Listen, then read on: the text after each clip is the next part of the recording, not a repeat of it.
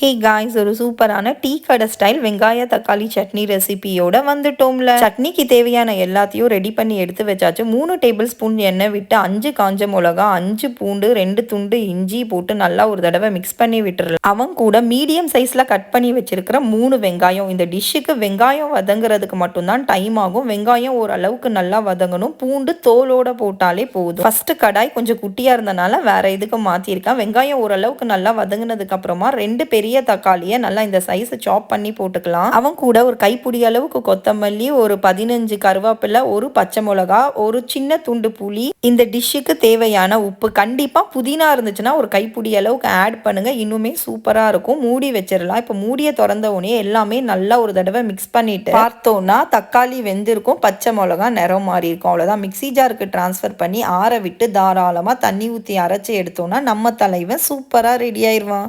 இப்படி 4 இட்லி அடுக்கி விட்டு தாராளமாக சட்னி ஊற்றி சாப்பிட்டோன்னா செம்ம சூப்பராக இருக்கும். இது இட்லி தோசை எல்லாத்தையும் விட பஜ்ஜி, போண்டா, வடை, சமோசாவுக்கு சூப்பராக இருக்கும். நீங்களும் உங்கள் கிச்சன் தேட்டரில் ட்ரை பண்ணிட்டு இது சூப்பர் ஹிட் ஆச்சா இல்லை மொக்க வாங்குச்சான்னு சொல்லுங்கள். நன்றி.